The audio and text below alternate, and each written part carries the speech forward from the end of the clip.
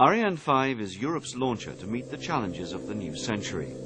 It can launch the largest of today's satellites and will even orbit vehicles weighing 20 tons onto servicing missions to the International Space Station. At the same time, the launch costs with Ariane 5 are cheaper than with its predecessors, whilst high reliability.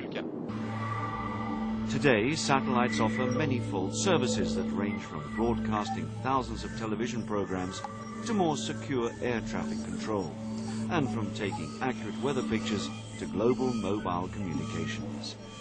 All these services are now taken for granted, but none of them would exist if there were no launchers capable of placing satellites accurately into space. Every nation that wants to play a role in the worldwide space business indeed needs its own access to space. It needs a launch system. Nearly a quarter of a century ago, the European Space Agency, ESA, sent the first Ariane 1 into space. A launch vehicle designed, developed and manufactured in Europe by ESA and its partners, which are the French Space Agency, CNES, and the Arianespace Space Company for Marketing and Operations, all working together with over 50 space companies from 11 European countries.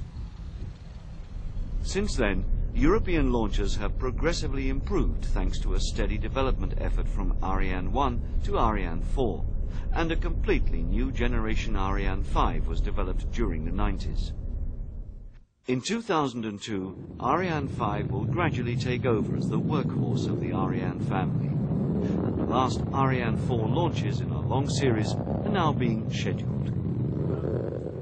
Ariane 5's first successful launch took place on the 30th of October 1997, and its first commercial mission 2 years later, in December 1999, when it launched ESA's X-ray observatory, XMM Newton.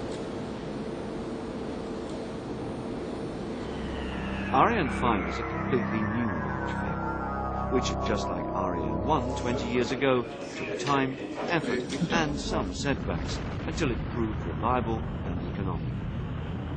Now, after 8 successful launches of communications, Earth observation and scientific satellites into various orbits, Ariane 5 has left its mark on the commercial launch vehicle map, and it enjoys a solid backlog of commercial orders from around the globe.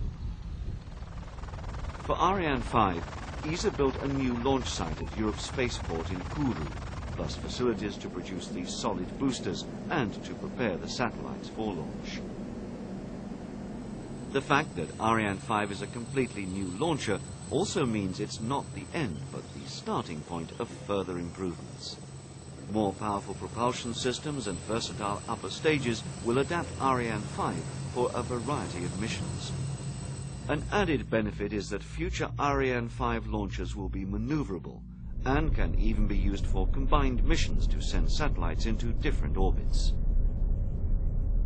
The next major improved version of Ariane 5 is planned to be launched in the middle of this year, when a more powerful cryogenic main stage and a new cryogenic upper stage, using the same engine as the third stage of Ariane 4, will increase the launcher's performance.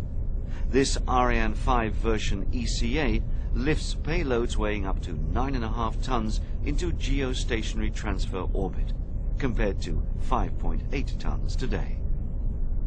In 2006, the most powerful of the Ariane 5 launchers, version ECB, will become available.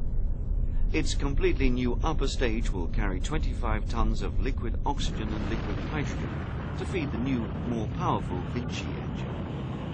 This version of Ariane 5 will also be able to carry out multiple restarts in flight and to put 12 tons into geostationary transfer orbit. In 4 years, the payload capability of Ariane 5 will more than double, but not its price. Thanks to better prices for putting 1 kilogram of payload into orbit, Arianespace, and Europe with it, should be in a good position to maintain a leading position in the worldwide commercial launch market.